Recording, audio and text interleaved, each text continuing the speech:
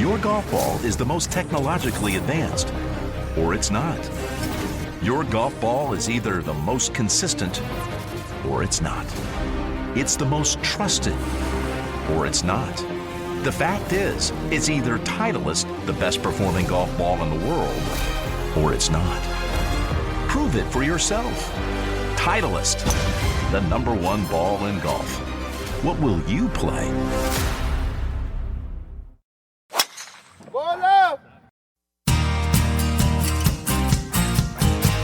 I've never seen anything like it before, and to attempt to hit the ball out of there is pure madness. The winner of the gold medal and the champion golfer of the year is Cameron Smith. This is the one that I've always wanted to win since I was a little kid. So it just feels pretty amazing to be able to get it done today. It's amazing that it's my destiny to be the first Aussie to win. Just incredible. Hello and welcome to episode 66 of Playing from the Tips, Golf Australia Magazine's podcast that explores the world of professional golf, bringing you all the pertinent information and some borderline expert tips. Jimmy Emanuel in the host chair again as we reflect on a brilliant women's major and look ahead to golf at Jack's Place, the return of LIV, as well as LPGA, DP World Tour and Ladies European Tour action for what I believe is the first time in show history. We are doing this without our pillar of the so-called experts. So he's no longer a pillar if he's not present. But anyway, Rod Morri is taking a week off, remarkably doing so after a win last week when he has a rare chance to crow. But in his place, the man behind the Aussie Golfer blog and creator of Teepster, the online golf tipping platform, so he might actually have some credibility. Welcome, Michael Green. Hello, guys. Nice to be here. Thanks for inviting me back on again. Exactly. I think you're actually quite popular last time. You're the super sub. Yeah, so it is a super sub. Yeah. You and Tony Wiebeck have both actually brought something. Wiebeck. It's quality. You and Porter brings nothing, but you bring something. The other voice you hear, while Little Roddy might be out, there was no chance we'd be missing both regulars. So the man who was self-described last week as a bon vivant will surely be smarting that Rod has tipped 2 recent winners. Who else but Adrian Logue? Thank you, Jimmy. What is a bon vivant in your mind? It's just someone who appreciates. I'm drinking international roast coffee here, so I don't know, this is not. Yeah, and you showed up in a beanie looking like a hoodlum, so I don't know about that. Yeah. As we like to do each week, we reflect on the week before we jump into the future. Any highlights from last week's golf? Yeah, well, obviously Yuka Sasso. Yeah. I remember, I think, talking about on the other podcast, how impressive she was after she won at Olympic, and I felt at that time that she was somebody who was going to stick around and do this sort of thing again, and here she's done it again.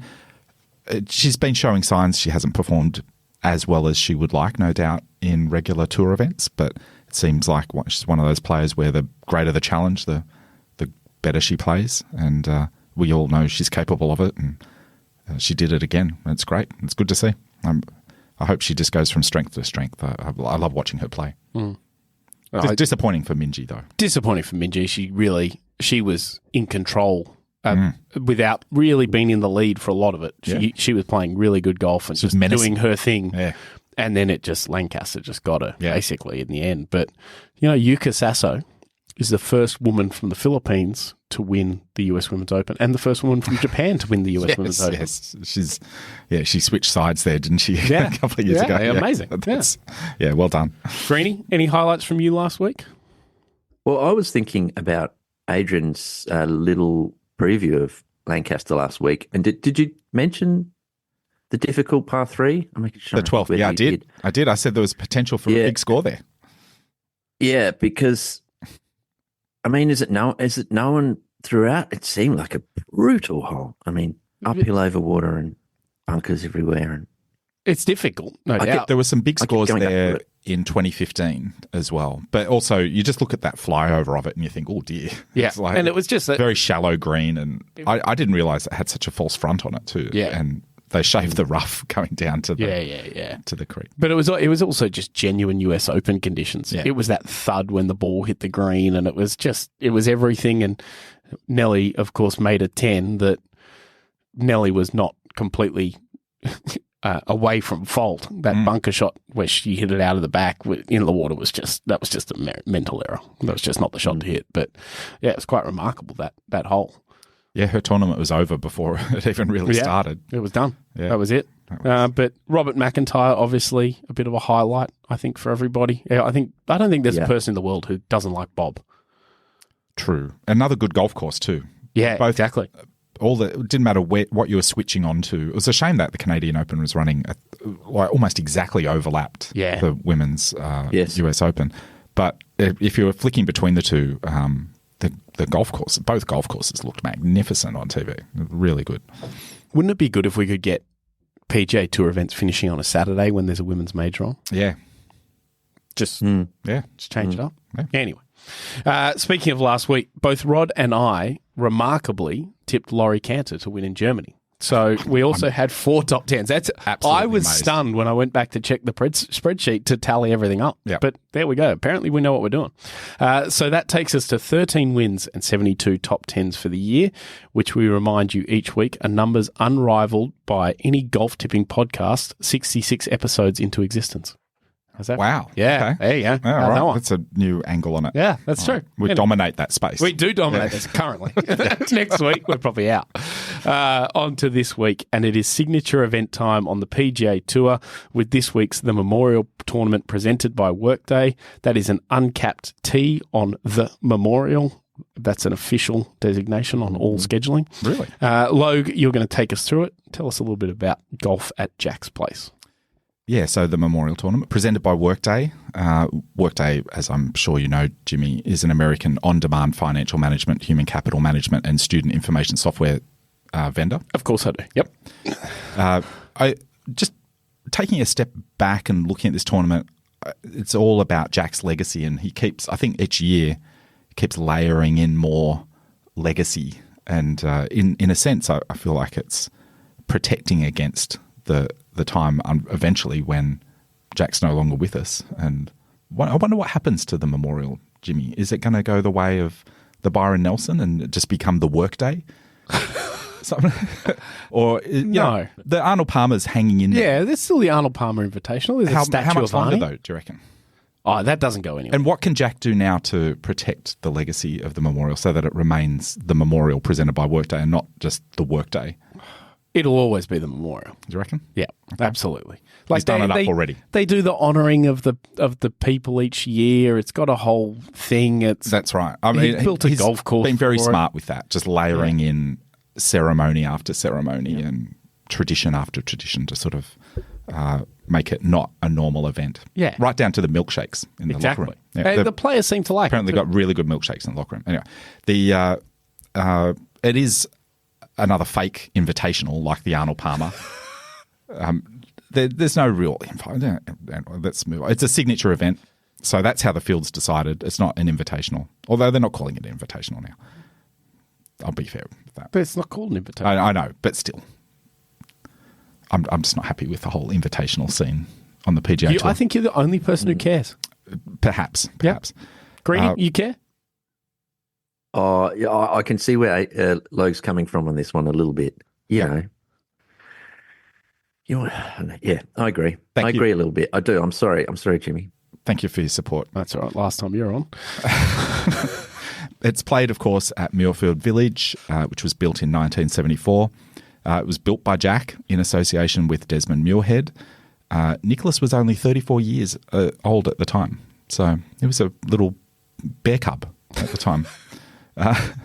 And Muirhead had a lot to do with this, I think, in the early days. But underrated, I think. Very underrated, really interesting character and did some amazing things in golf course architecture, many of which we would frown upon today, weird shapes and things that he built. Yeah. But it was a time in golf course architecture, I think, where it needed experimentation. We had this stuff that could move land, and Muirhead was the guy to sort of push the boundaries of that. And this was a course which I think had enough balance of needing to be more of a mainstream venue that some of the more extreme Desmond Muirhead stuff got pulled in a little bit, and obviously Jack's influence there.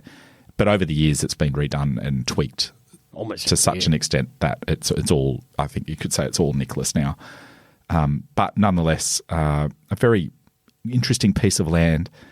This, I think, Jimmy, is the quintessential bunkers in the rough golf course. Yes. There's no course, I think, that exemplifies And bunkers in the sky. bunkers in the rough and in the sky. Yep. Yep. More than this golf course. And you can't help, I think John Huggan always says this, you can't help but wonder what it would look like if they just mowed all that. Yeah. Just widened the whole thing and had the bunkers sitting in the fairway where balls could roll into them. John Huggan Memorial honoree, And some, you might add. Indeed. Yes, he was. Yeah. Last year. Last year, I think. Yeah, he was honoured. Yeah. And some short grass around the greens. It could be an absolutely spectacular golf course, and worthy perhaps even of a major if they just change the mowing lines a little bit, which is what Jack had in mind for it when he built it. He wanted it to be a potential major venue, and I think it's been a President's Cup venue. President's Cup venue, yeah. And obviously home to this tournament. Couple of Australians in the field. It's also home to Jason Day. His home course infamously perhaps, doesn't ever seem to perform well here. Cam Davis is the other Australian playing, and I just think this course really seems to suit him. Yeah. But, we'll see. I think he wouldn't be a bad pick. The defending champion is Victor Hovland, and I just really think this is a really great Victor Hovland course. I think I picked him last year. I think so, yeah. And I'm going to pick him again. Okay. That seems reasonable. Greenie, some thoughts from you on who might be a winner?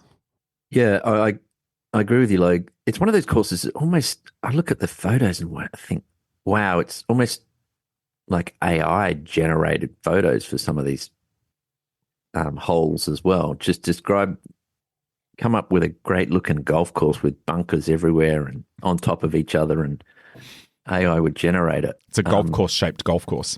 Yeah. Yeah. Yes, exactly. There's a lot of good names that have played well here over the years. Ricky Fowler's played well, I noticed as well, and Patrick Cantlay's done well. Yeah. Billy Horschel's actually won here. Yeah.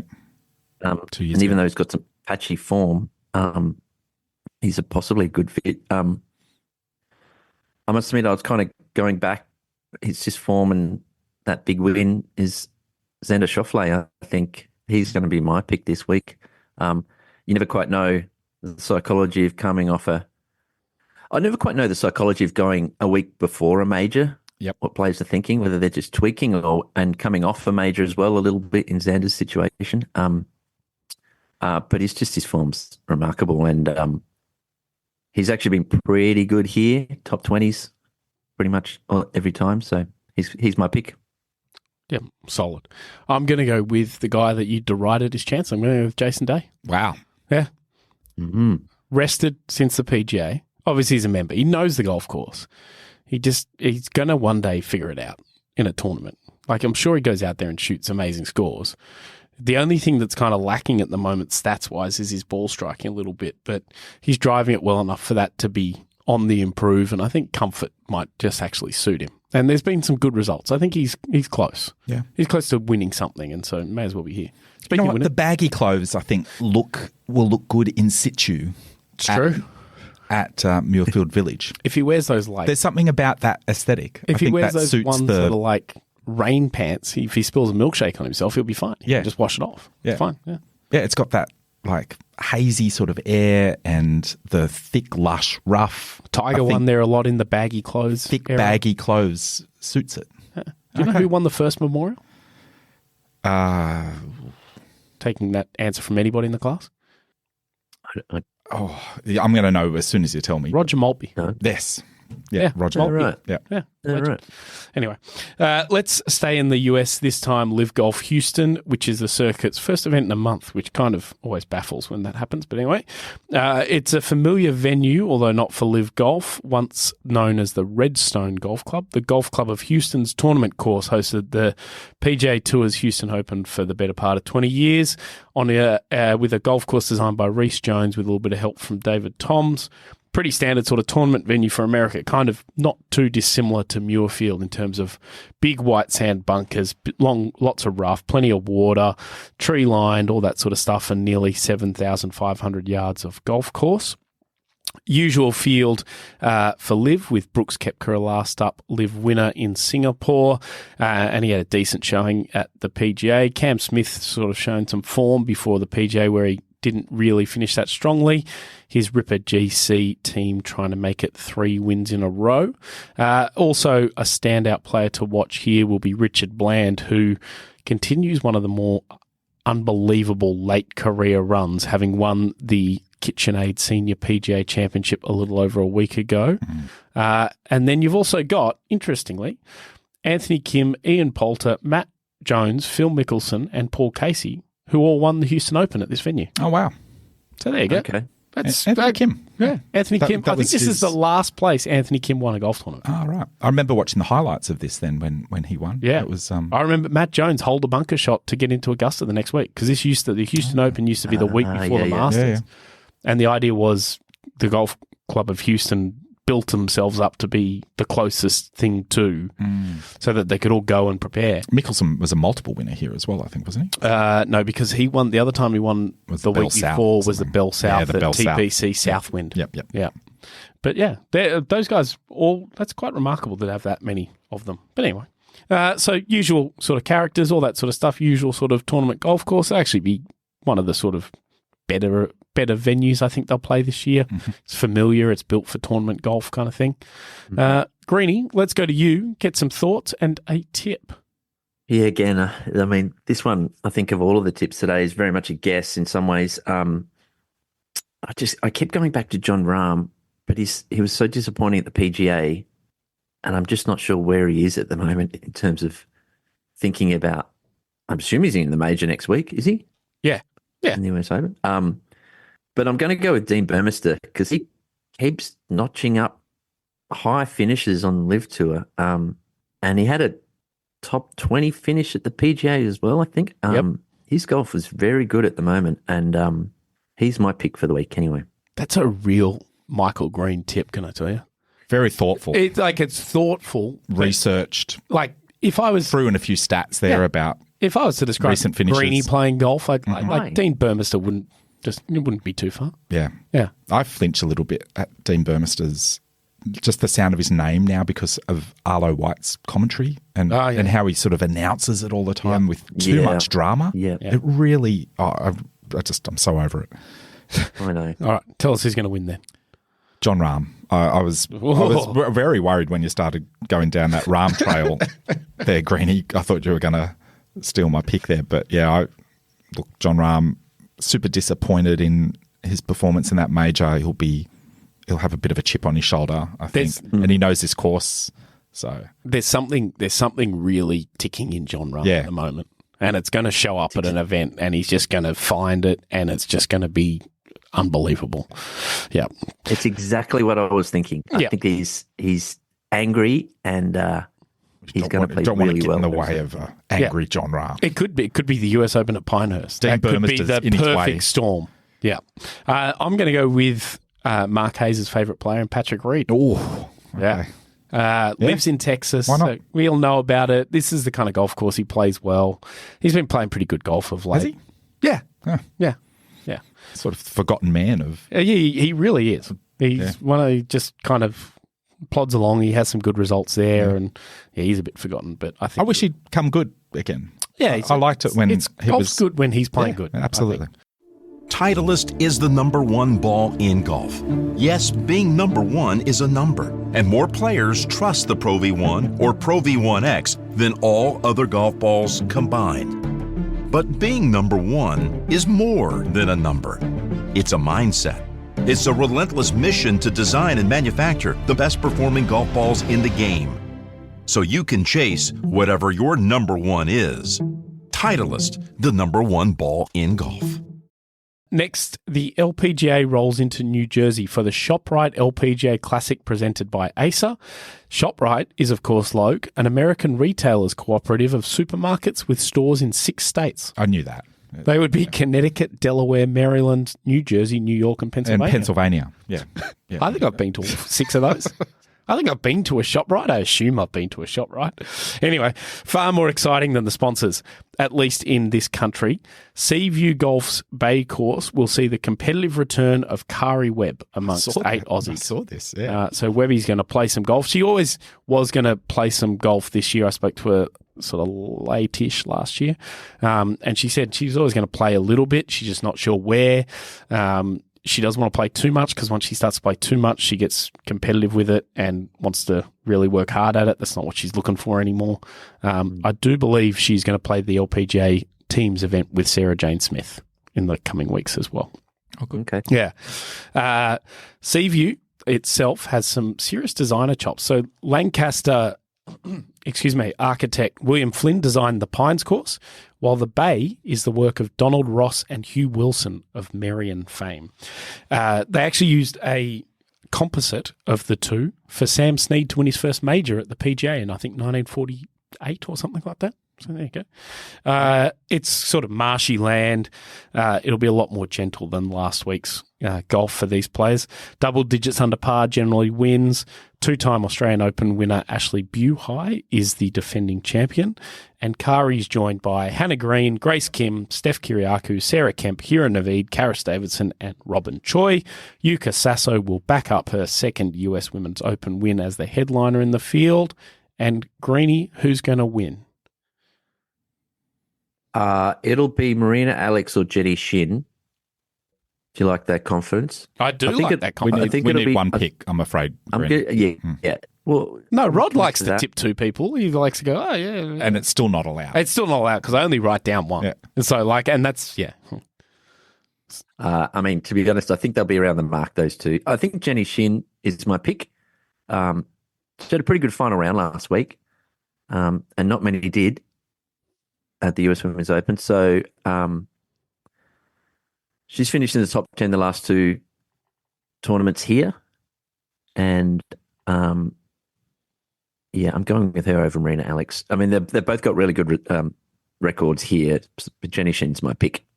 Look, Greenie, I don't know. I don't want to tell you how to pick, but I think you're about to. I've been sucked into this Jenny Shin business a few times on this show, and she's disappointed every time. She's had like one win, I think, one career win. Yeah.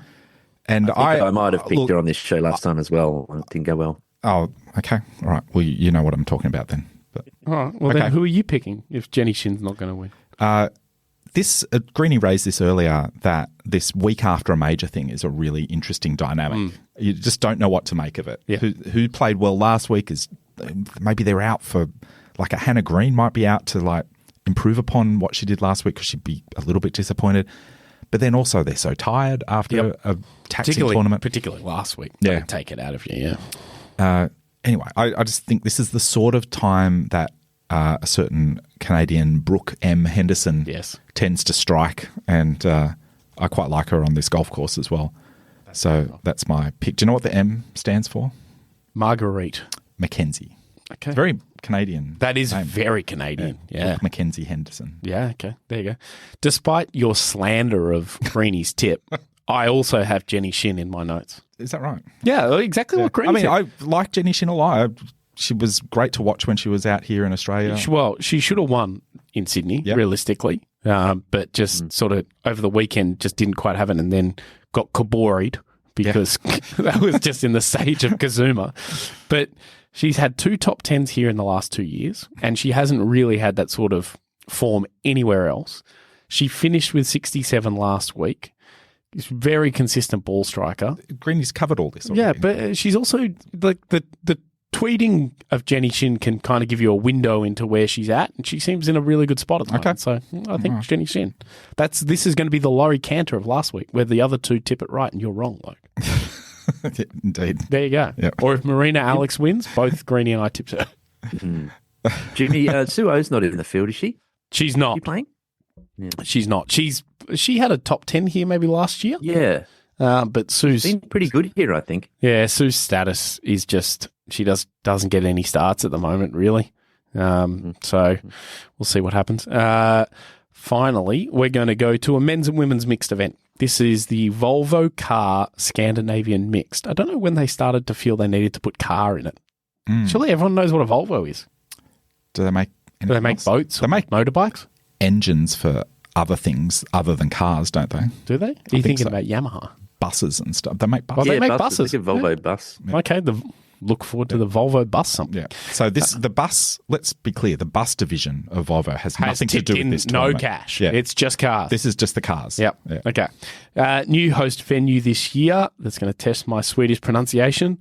Vassatorp Golf Club, I think it is. So players from the DP World and Ladies European Tour together. There's 54 holes at Vassatorp, and it has previously actually hosted both tours. Sevi Ballesteros, Greg Norman and Annika Sorensen among the players to win tournaments here. Sponsor watch, everyone knows Volvo, but I learnt in my little look at it the first time that Assar Gabrielsen, an egg seller who became the head sales manager for a ball bearing company, and Gustav Larsen, a mechanical engineer, were the founders. Okay. And as we learnt recently, Volvo means to roll. It does, correct. So there you go. We, the listeners of this show, It's Latin for roll. Or something. are so across Volvo. Yeah. Anyway, it's actually some pretty good looking golf at this golf course, or venue, I should say, given it's got so many holes. So there's a TC course. I don't know what TC stands for, but it's actually been Sweden's top course a couple of times recently. Sort of linksy style. It's got some big bunkering and some undulations, and it looks pretty cool. And then there's the classic course, which is actually a parkland course, which is kind of backwards to me, but anyway, that's got some good stuff. Remarkably, though, in an expanded, sizable field, Jason Scrivener is the lone Australian. And then you've got some decent names on the women's side. Madeline Sagström, obviously Swedish, and her compatriot Lynn Grant. And then tour winners, you got from the men's side, people like Nacho Elvira, Vincent Norman, and Rod's favourite family, Rasmus Højgaard. Among the sort of more recognisable ones, let's get some tips. And Greenie, will go to you again. Okay. It's a difficult one. The course does look pretty cool. Yeah. It looks actually You really don't cool. know it, Adrian? I don't know it. this course, No, Adrian? no. I've played a few places in Sweden, but not this one. Not this one. I was thinking that my tip will be a Swedish guy, just because it's in Sweden. Well, actually, I wasn't thinking that, but he popped up. Sebastian Soderberg. He's had a really good stretch in Asia when the European Tour went through Asia there for a while.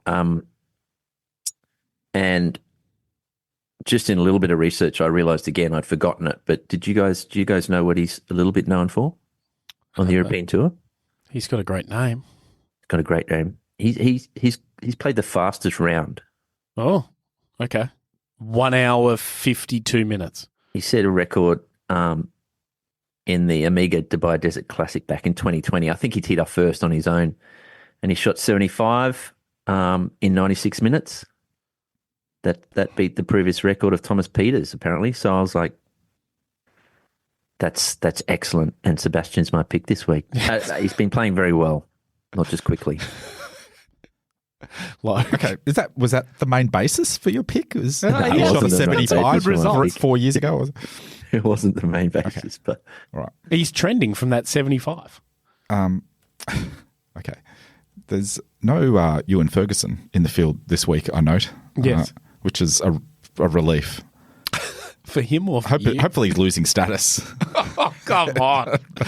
He's such a good player and actually quite a nice person. Okay. But just in honour of Rod, little Roddy, I'm going to pick a Højgaard Yep. Rasmus. Yep.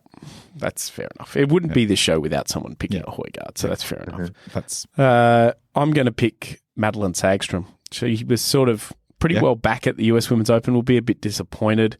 I think she was someone's outsider last week. She was a former winner at the ShopRite as well, wasn't she? I think so, yeah. But players like her don't get to play at home very often. That's a nice boost.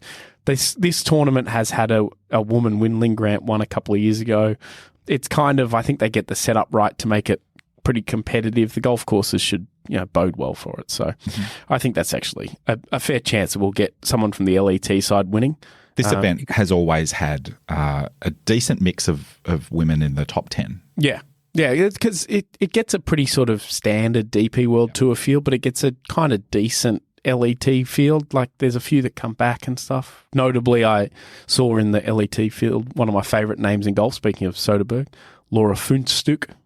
who played in the Aussie events, and Hazy and I had to work out how to pronounce her name, but it's a great name.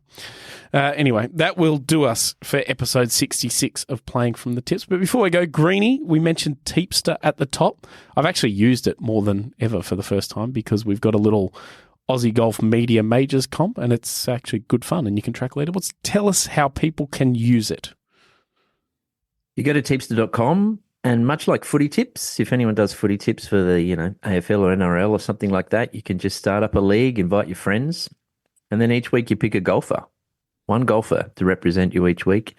The catch is that you can only use that golfer once per season. So, and then whatever earnings they get, you get, and you rank against your friends, your golf buddies or your golf club mates and things like that. So that's my spiel. Outstanding. Thanks, Jimmy. Outstanding. It's a good spiel. I think there's even a quote attributed to Little Roddy Maury about how much he enjoys it on the website. Oh, is that right? Yeah. Salesperson Little Roddy. Yeah. Anyway. It's going well. It's good fun. Still a little hobby of mine. It's going well. It is good fun. And it's like all tipping comps where I enter in a golf thing and I just look at myself down the bottom of a leaderboard and just never anywhere near it. But anyway, Greenie, thank you for joining us and bringing some actual research and gravitas to the show. It's been a nice change. Logue, guys. What sort of Epicurean adventures are in store for you in the coming weeks? I don't know. I'm off to Tokyo again next week. So you'll have to, maybe you'll need Greenie again. We'll see. Next week. Yeah, we'll see. You can follow all this week's golf on the Golf Australia magazine website, golfaustralia.com.au, with news, views, and so much more across the site, as well as the bi-weekly newsletter where you can keep up to date on world golf. You can sign up at that website as well. Thank you for listening, and we'll be back next week on Playing from the Tips.